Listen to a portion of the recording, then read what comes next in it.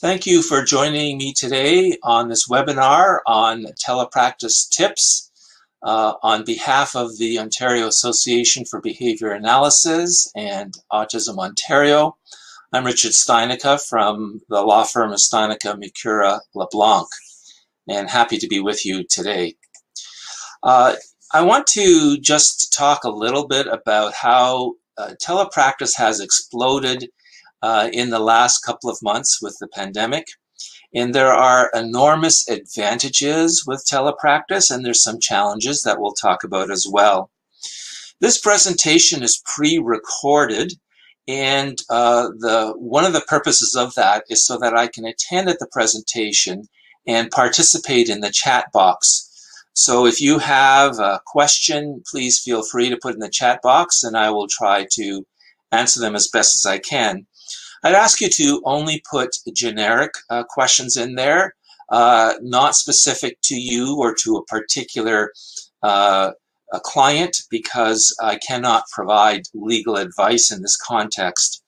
And while I'm doing disclaimers, I will also mention that in my practice, I act for regulators of professions only, and so that might affect how I approach this. I want to give you a bit of an overview of what we'll be talking about. After some introductory comments, we're going to talk about 10 topics that are relevant to telepractice. The first is the therapeutic relationship and how that is perhaps a little more different to establish in the remote context, especially for new recipients. I'm also going to talk about the location of the service because that has significant legal implications. We'll also talk about informed consent, which, while similar to in-person services, has a few added components that you might want to include. We'll also talk about the privacy and confidentiality aspects of telepractice, and that obviously is an issue of great concern to many practitioners. We'll also talk about how record keeping might change or be enhanced in this context. We'll also talk about standards of practice and how they are generally the same, but there might be a couple of new features. We'll also talk about how fees and billing for telepractice services might require a few extra steps. And we'll also discuss how across this country there have been COVID emergency directives issued by the government and how that can affect how you can practice, including telepractice. We'll look at some special issues that arise more typically in the telepractice context, and I'll try to conclude with some miscellaneous tips that might be helpful in the remote practice world. Now, the context of this, obviously, is the pandemic. And as they say, necessity is the mother of invention. And COVID-19 has eliminated many forms of traditional activities, traditional practice.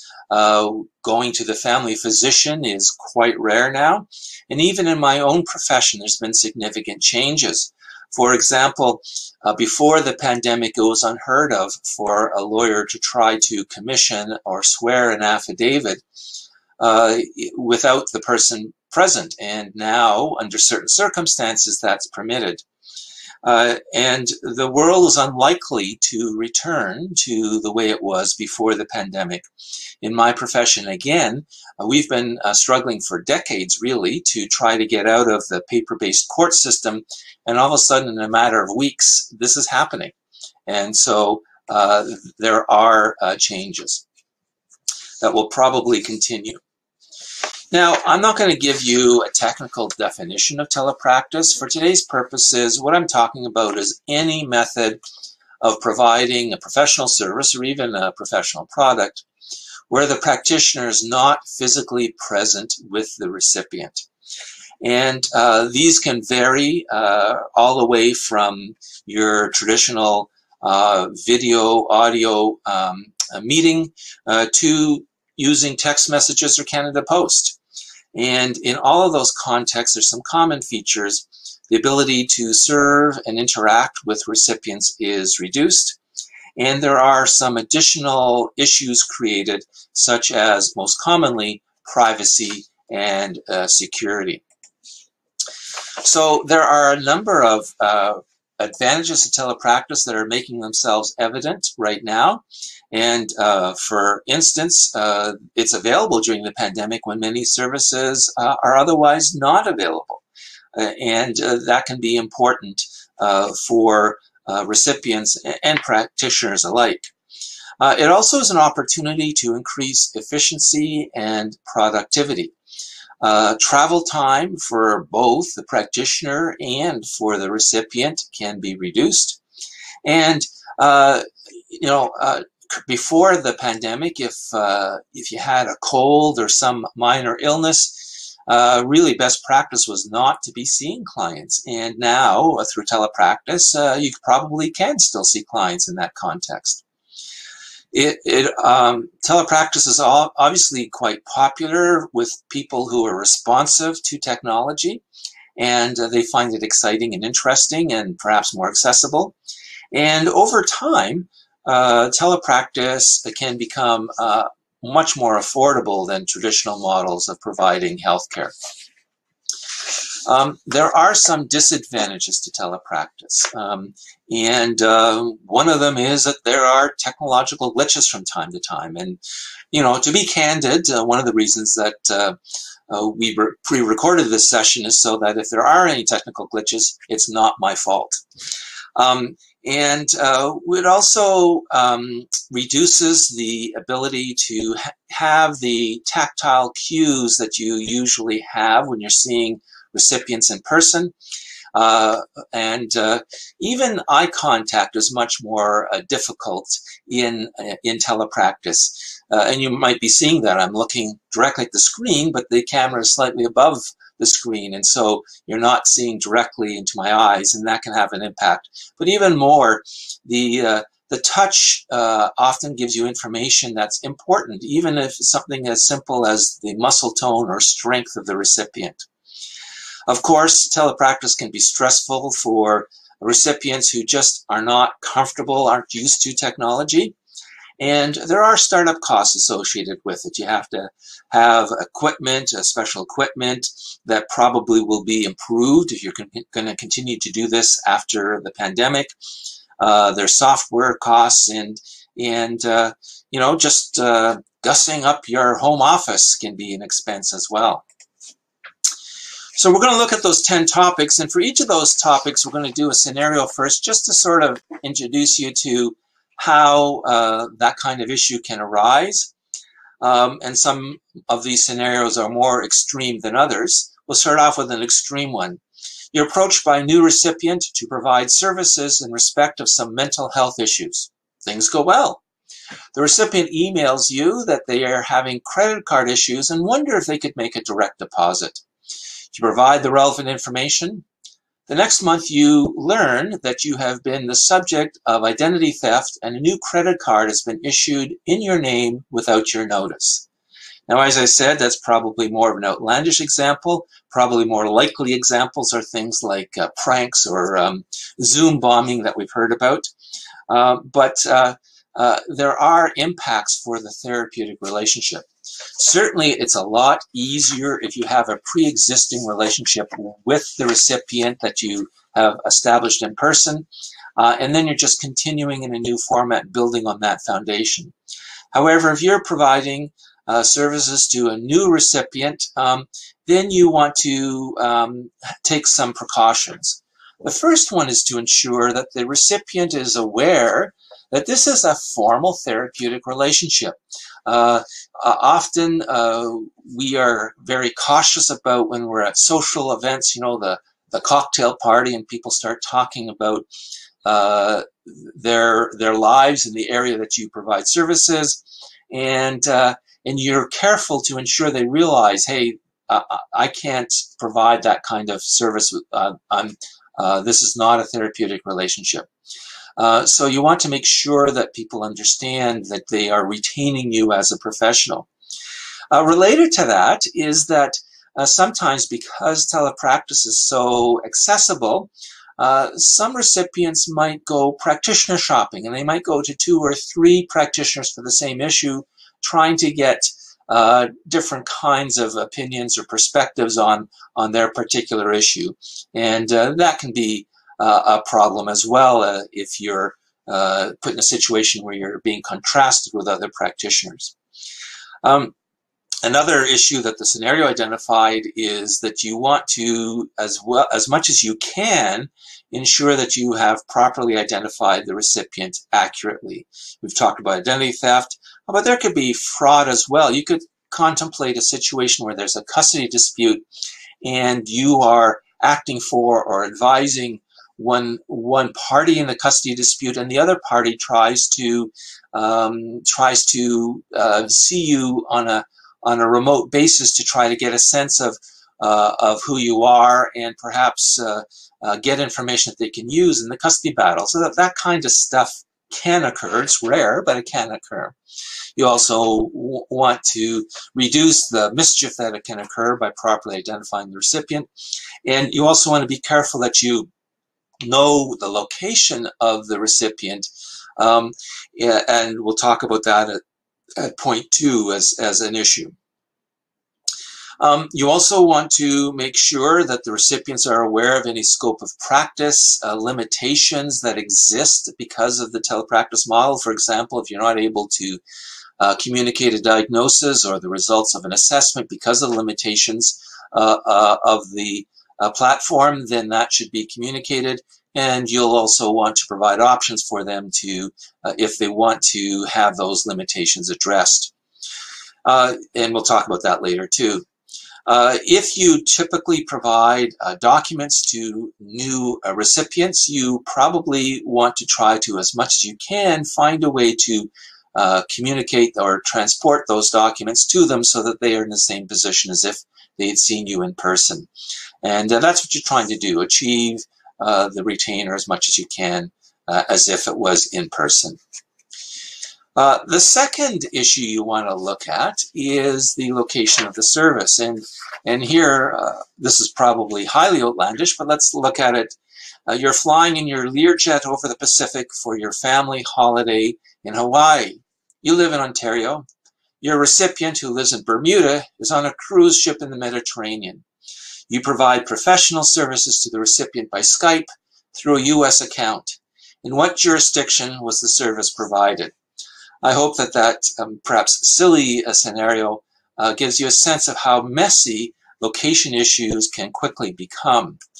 And it is quite surprising that the Canadian law is not clear as to the location of the services for telehealth, for telepractice.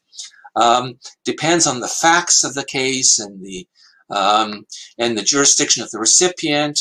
You need to, in law, it could be either where the recipient is or where you are, or in some cases it could be both. And the test in law is whether there is a sufficient connection with the jurisdiction that their laws should apply. And to show you how challenging this can become, we could look at the medical profession in Canada. Until recently, Quebec indicated that you did not have to, you weren't practicing necessarily in the jurisdiction where the patient is, but now they're saying if you are treating a patient in Quebec as a physician, you're subject to the Quebec jurisdiction. However, they've made an exception during the pandemic, and during the pandemic, you're allowed to treat patients in the Gatineau area, even if you're not registered in Quebec but registered in Ontario. Meanwhile, in Ontario, the regulator for physicians says that you can practice in Ontario with respect to Ontario patients, and so long as you're registered elsewhere. You do not have to be registered in Ontario. So given this ambiguity, I suggest that you start off with the assumption that you are practicing in both jurisdictions. And if you need to be registered in either of those jurisdictions, you need to get registered in both of them.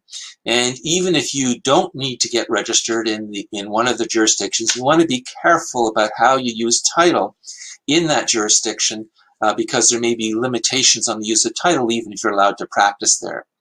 And then some jurisdictions have pretty strict privacy rules about transporting personal health information across borders, and so you want to make sure you're familiar with that. And keep in mind that the standards may not be identical in the two jurisdictions. There's a fascinating architect's case where an Ontario architect was providing services in respect of a Saskatchewan property to a Saskatchewan client. And in Ontario, there's this rule that if you take over from another architect, you have to inform that other architect that you're taking over. Saskatchewan doesn't have that rule. And so the architect did not notify the previous architect for the client and was disciplined in Ontario for not complying with the Ontario rule, even though that rule didn't exist in Saskatchewan. So interesting case reminding us of the need to comply with the law of both jurisdictions. You also want to make sure that your insurance coverage applies to you if you are dealing with recipients in other jurisdictions. All right, informed consent.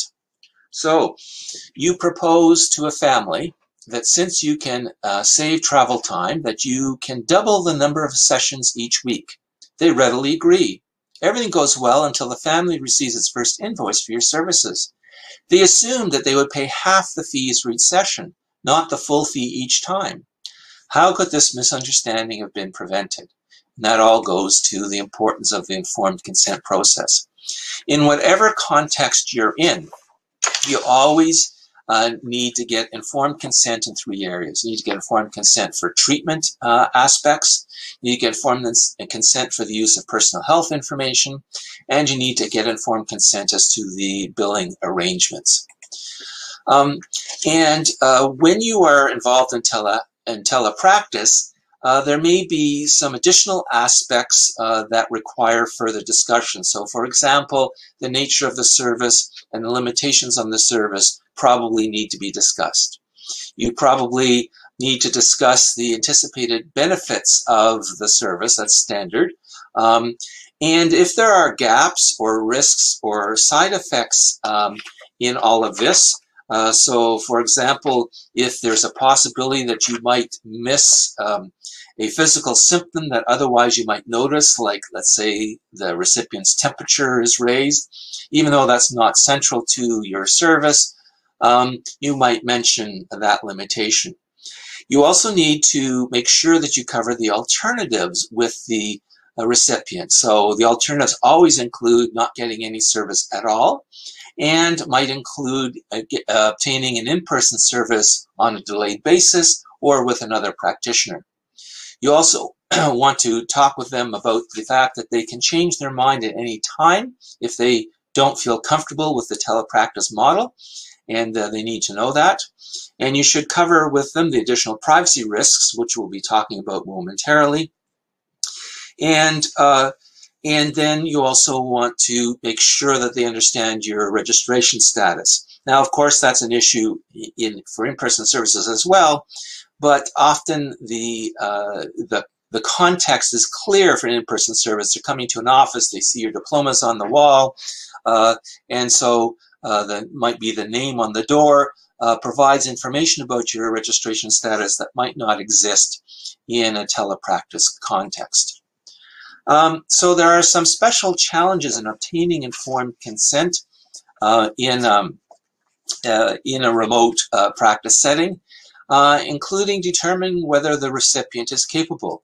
This is especially true if you are not having video. If you're, let's say, doing a telephone consultation or a telephone service where you can't rely on those nonverbal cues, that becomes more difficult. And then there are complications when there are possibly other persons in the room with the recipient. So the recipient may be reluctant to say things, or may be under undue influence, or may even not be willing to say that there are other people in the room who can see or hear what's going on. Then if you are going to try to determine who the substitute decision maker is because you feel the recipient is not capable, and the other possible candidates are in the room, that could complicate things. Now, it could be a good thing. It could be that you could have a frank discussion about who of the candidates should assume the role, but sometimes it is more difficult. Keeping in mind that in an in-person context, you can invite the recipient to say, you folks stay here, recipient, please join me in this office for a little discussion before I call your family members in. That's way different than when you're on a telepractice setting and you say, I would like the other people in the room to please leave so I can talk to the recipient. It just is more socially awkward. And you want to keep in mind that that people may not be able to see who else is in the room, especially like in Zoom. You can use a background, and if someone is just a few feet away from the screen, they won't show in the background, and they can see and hear everything. So just makes it something that you want to cover off in your informed consent process. Well, the fourth topic I want to cover, and probably the one you're most interested in, is the privacy scenario. So let's say a recipient who has some symptoms of paranoid thinking reports to you that one of their neighbors is saying things about the recipient's past that have only been discussed in your sessions. At first, you wonder the recipient is misinterpreting innocent comments by the neighbor. However, over time, you begin to consider other explanations. After consulting with a colleague, you ask whether the recipient's home Wi-Fi is password protected. It soon becomes evident that this is the source of the information for the neighbor's malicious comments. So privacy can be compromised in many ways that are not easy to see. So start off with the proposition that the usual rules of privacy apply. However, technology adds risks. And so, one of the questions people have asked for this session is, well, just tell me what I can use and what I can't use. And the reality is that the authorities, the regulators, aren't saying that, aren't willing to provide an answer to that. And so, obviously, I have to be careful as well, and I'm not going to be giving you any specific recommendations. However, there are specifically designed telepractice programs, and they're the best ones to use, especially if they are Canadian. And so the Ontario Medical Association have a website where they list specially designed programs that are compatible or compliant with the Ontario privacy legislation, which we call PHIPA. That website does not say that those programs are compliant, but they do say that these programs claim to be compliant. And so if you go to www.ontariomd.ca and just hunt around that website, you'll get a list of about a dozen of those programs. And it's certainly better if those programs are Canadian, because that reduces the chance that information is stored in another country. The other thing I want to mention, though, is that during the pandemic, the regulators, the authorities, are saying, well, it's okay to use some commercial programs in the pandemic if they're necessary and if you discuss the limitations in them. So there are some pandemic exceptions that apply. If you're going to use those pandemic exceptions, I would suggest that you buy the business version if it is available, because that gives you a lot more security features. So let's just look at some resources for you.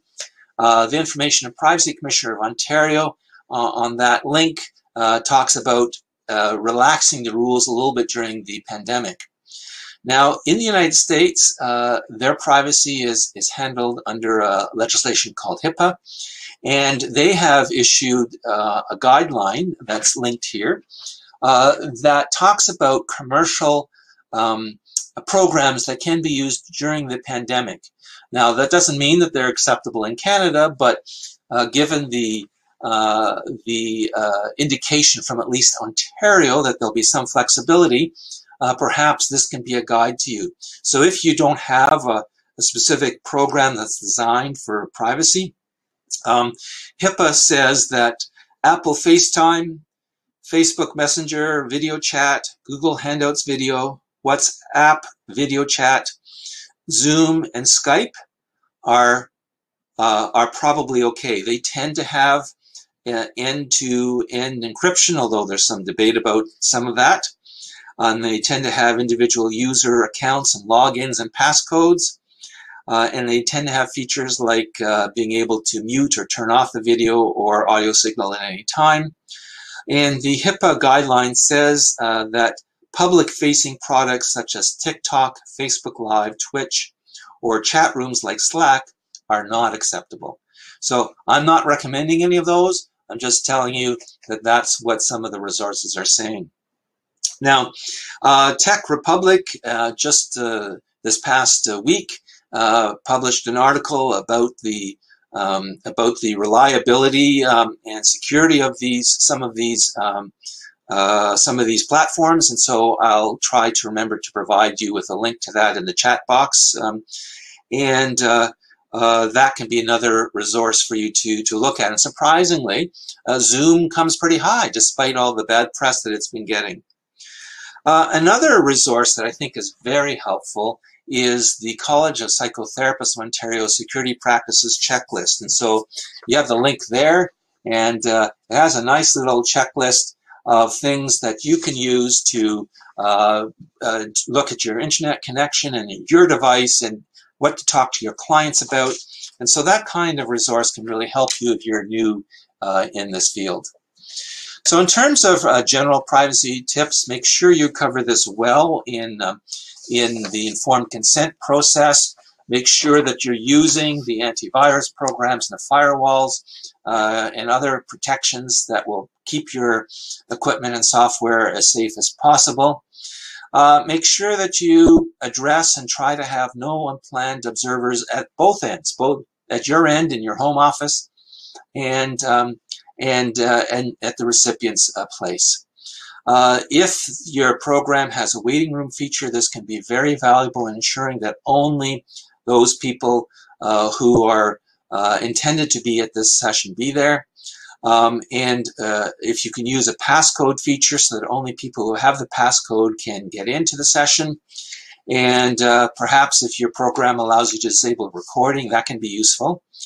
And then you want to make sure that you're safeguarding your records, whether they be electronic or paper at home, that they need to meet all of the security requirements that you'd expect at the office, including that they be retained for the adequate period of time, and that the protocols for destroying that information are followed so they're destroyed securely.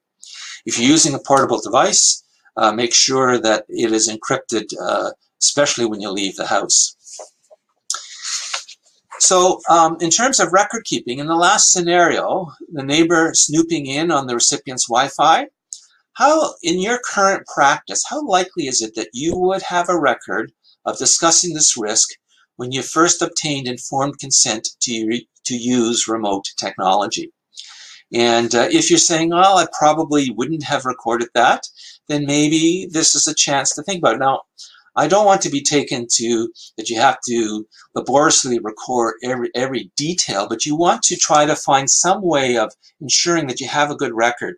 So going back to that psychotherapy checklist, if you develop your own checklist, and then you could simply have a record that discussed that in your note in your record that says discussed items on the checklist, and you would then have a recording that this was a record that this had been done. So in terms of record keeping, you must maintain the usual records required by your regulator in any context, and you then need to add some things. You need to document the technology that you used, whether it was one of those special programs, or whether because of the pandemic you're using something like Zoom, and the form of the session, was it video, audio, and probably want to think about whether you should indicate the quality of the sound and video so that you know whether it was good or bad.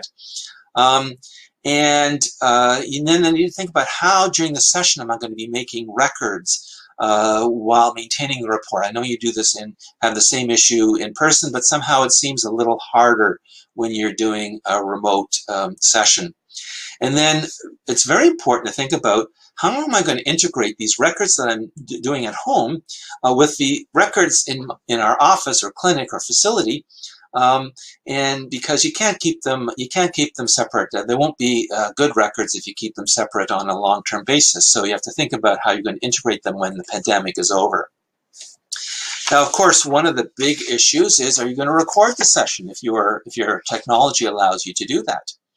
And for sure, if you're going to do it, you need specific express consent, preferably in writing or at least on the video, that they are consenting to this. And do keep in mind that a recording of the session may not serve all your purposes well. Now, it does provide a really good indication of what transpired in the session, so that's great. But if you're using the record to quickly review what you've done with the recipient and what the next steps are, going through a half-hour or 1 hour video record is not going to be very helpful. And no matter how good the record is, it's probably not going to be sufficient on its own. You do need to have the date of the session, which I suppose you could say in the record. You have to indicate who are present. You have to index it so you can find it later. And then there are things that are thinking that's going on in your mind that you want to have a record of, like your assessment findings or your plan of treatment, that generally you wouldn't put on a video record and you need to record somewhere. Now, if you're going to say, I'm not recording, you probably should discuss that with the recipient and talk with them about not recording. Now, obviously, you can probably tell from your platform if they're recording it, but through the platform, but they could record it off the platform. They could have a camera or a tape recorder or something, a phone that's taking this information without your knowledge. And so you'll probably want to discuss that. So at the very least, you have an understanding with them, and they are breaching that understanding if they do that. Well, the sixth thing you want to look at is standards of practice. So let's say you're providing services to a recipient who can be quite anxious at times.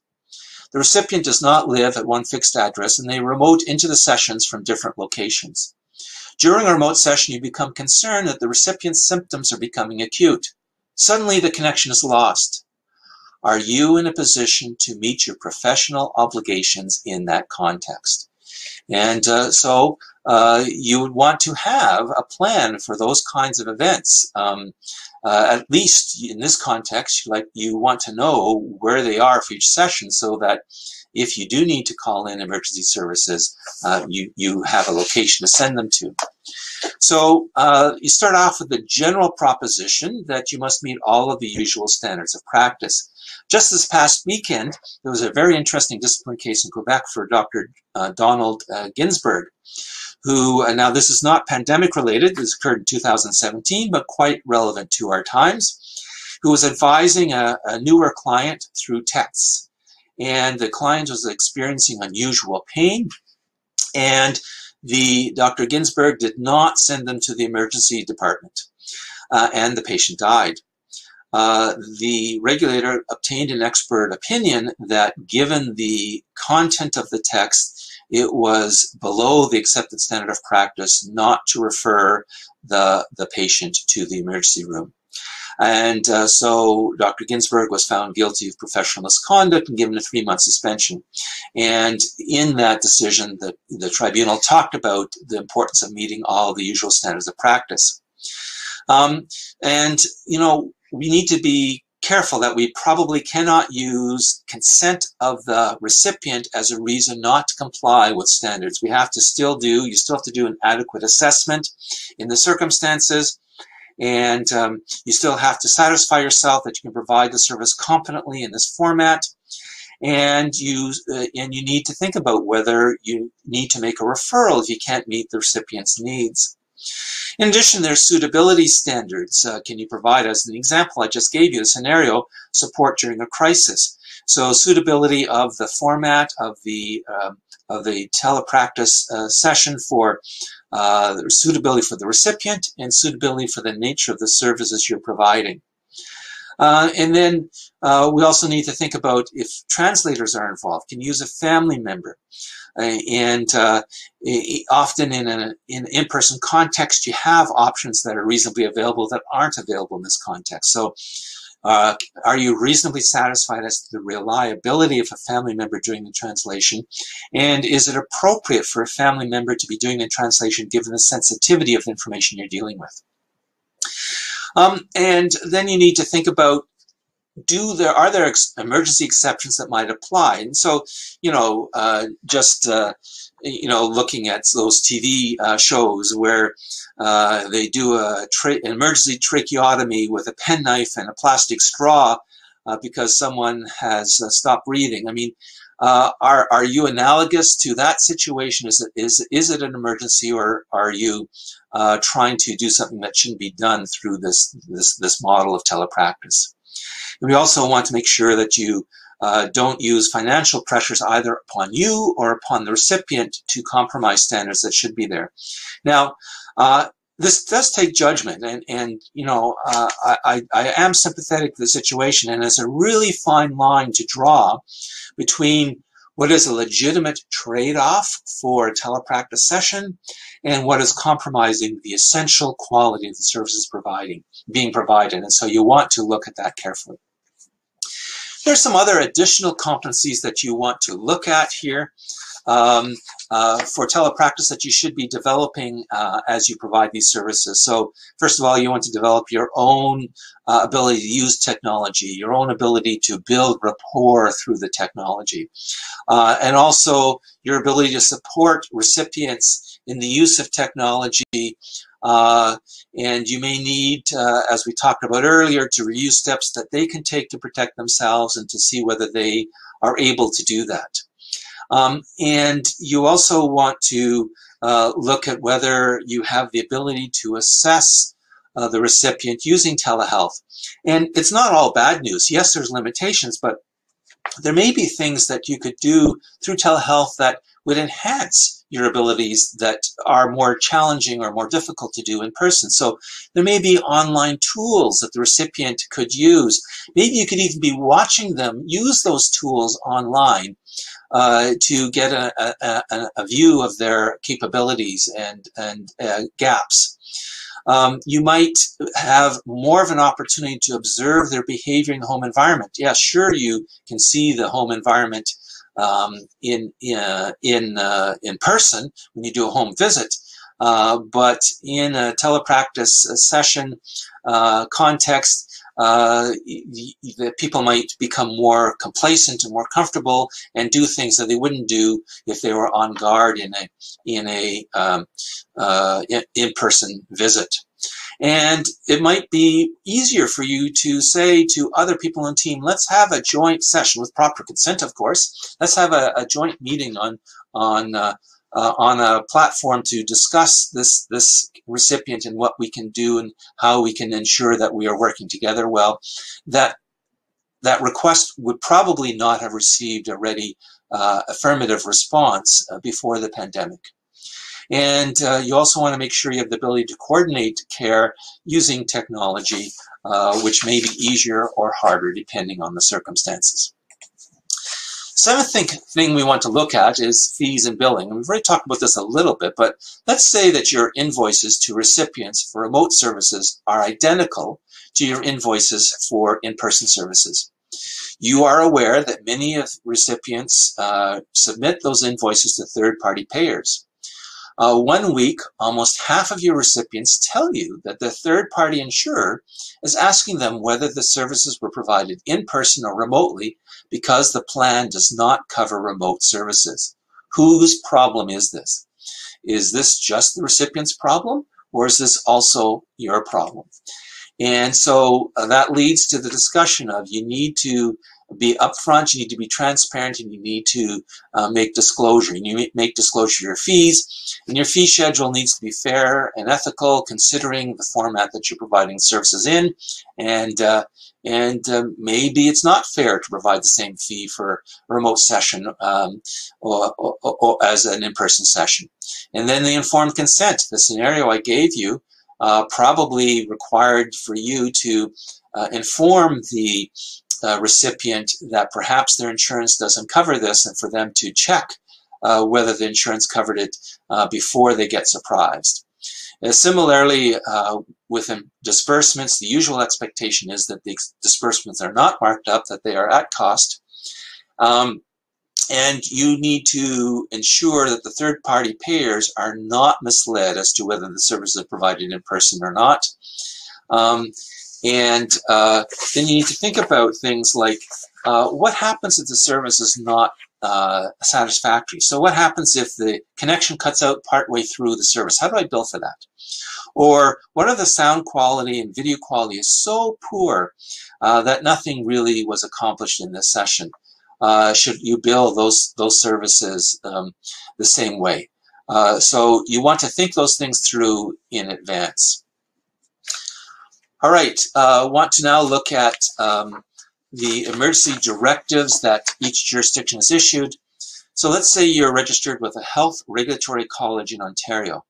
Your colleague next door is not registered with any regulatory college. You both provide services to children with autism. Is there any difference in your ability to provide services during the pandemic? Now, first of all, I'm going to only talk about the Ontario context. The emergency directives are worded differently in each jurisdiction, although I would suspect that there are many common features.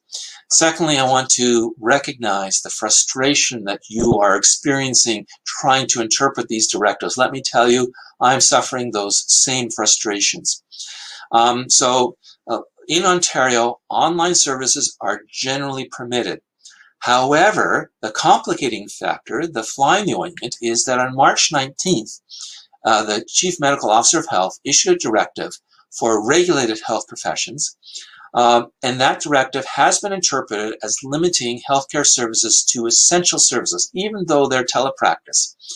And that was just for our RHPA, Regulated Health Professions Act, registered practitioners. And the rationale for this, and there was some government advice or government information that suggested that the reason for this restriction was to facilitate redeployment of practitioners as needed if the pandemic got worse. However, more recently, there have been doubts on this interpretation, and certainly the government has not been reinforcing it as strongly as it was before. So it's not clear whether that is still the understanding of government, and we all know that the need to redeploy practitioners is declining from what it looked like a month ago. Also, there's a lot of leeway in the interpretation of essential services. There's some flexibility here. So from a remote setting, initial screening of new clients could be viewed as essential to determine whether or not they needed other services.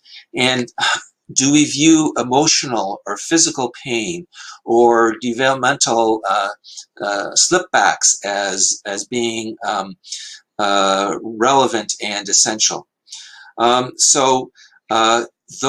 That directive doesn't apply to unregistered practitioners, so that is a difference. Now, in terms of in-person services, and this session isn't really about that, but someone did ask about it, it's clear that in Ontario that in-person services can be provided by a regulated health practitioner in an urgent case. So it was urgent, it can be provided. It's not as clear if an unregistered person could provide services in an urgent context. One of the exceptions in the regulation is home care or personal support services for seniors or people experiencing disabilities. And so whether that test is met depends on the circumstances of the case. But I would sort of make an analogy to if regulated health practitioners can only do this in urgent circumstances, likely it's kind of analogous for this context as well. And so the service needs to be reasonably necessary for the functioning of the recipient to fall within that. So I'm hoping that these restrictions will ease up soon because we're all suffering enormous confusion in this area. Okay, I'd like to look at a few special issues that arise more frequently with telepractice. So you're providing services to a family with 3 children. The youngest has been diagnosed with autism. During one session, you see in the background 2 of the older children sword fighting with long-handled spoons. You see one of the parents intervene, roughly grabbing the spoons out of their hands and hitting the oldest child once on the bum with one of the spoons.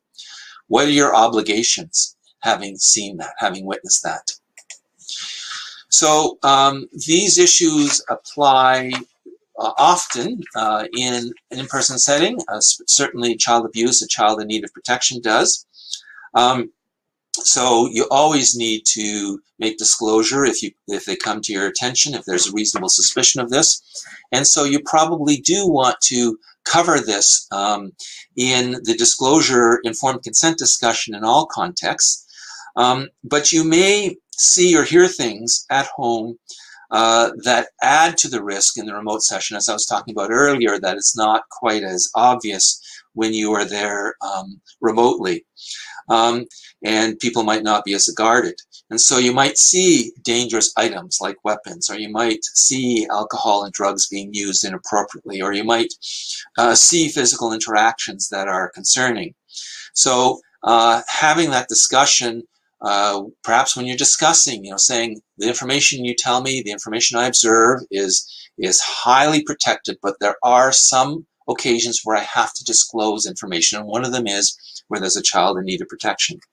A related issue is where there might be domestic violence, and there was a very interesting article in the Canadian Medical Association Journal this past weekend where they talked about this and how during the pandemic there is now statistical evidence already that there is a significant increase in domestic violence, especially intimate partner violence.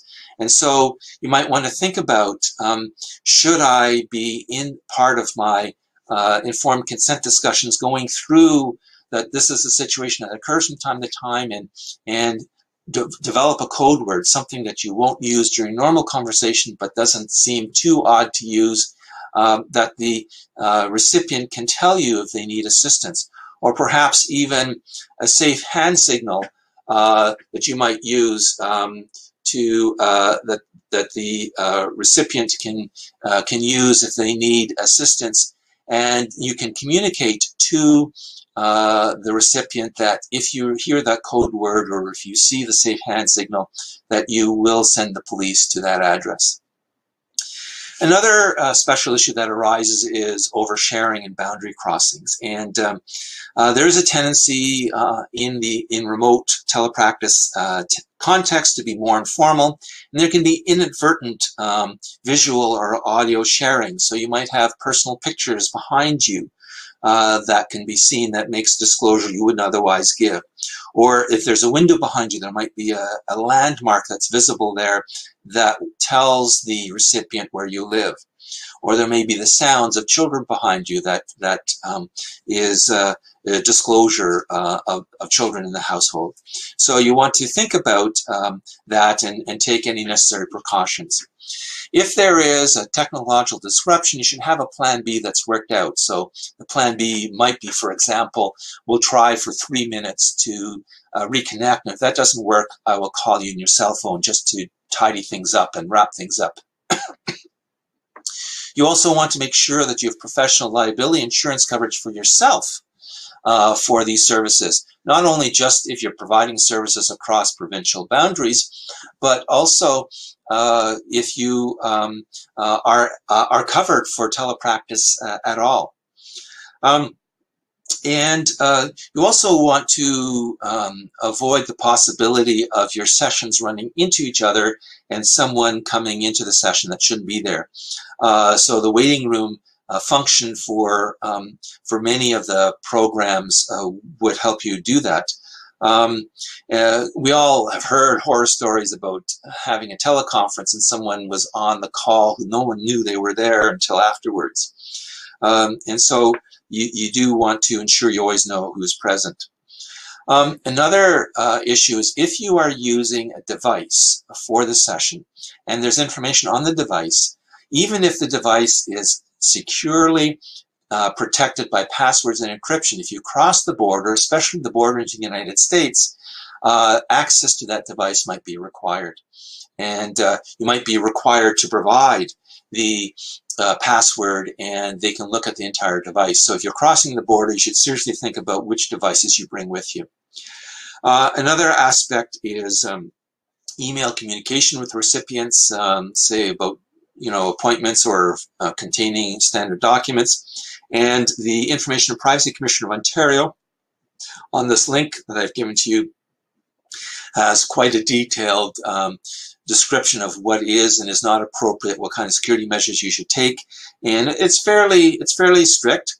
For example, they say even if you have the consent of the client to use email, you still need to minimize the information that you communicate through email to what is absolutely necessary in the context, so that there's not unnecessary access to the email. So that's called data minimization.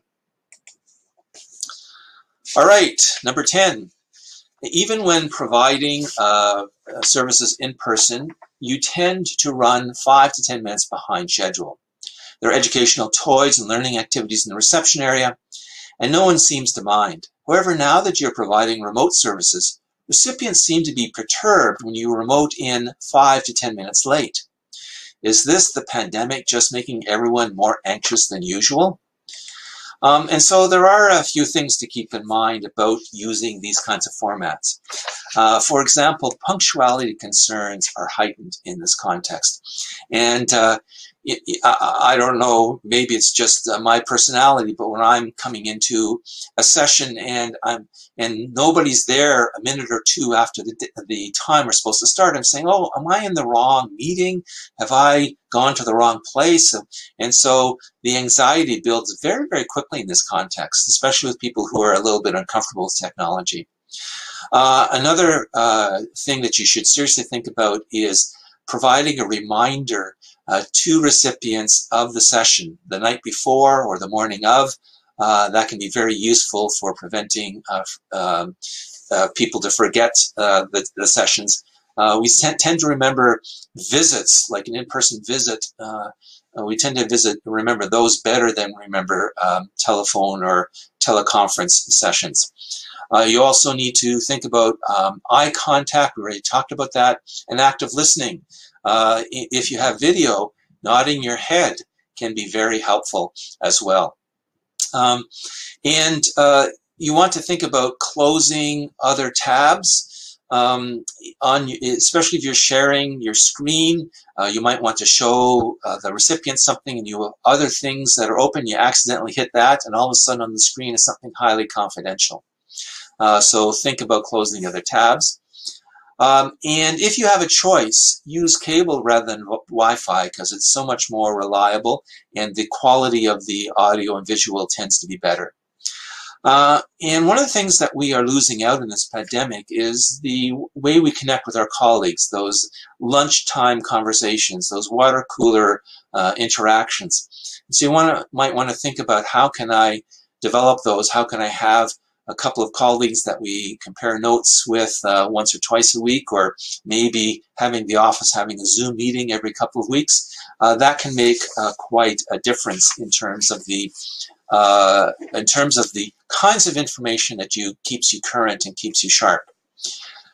All right, so those are the 10 suggestions or tips that I have for telepractice. When you look on the media, any media really, there's all kinds of lists of how the post-COVID world will be different.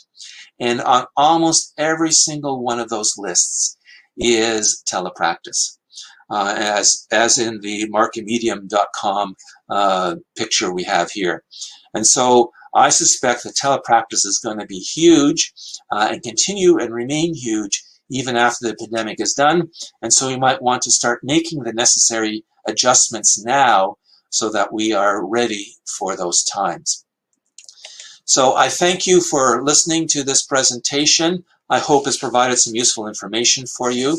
I will hang around for a few more minutes to make sure that I've caught as many questions in the chat box that I'm able to. And I wish you well in your endeavors. Thank you very much.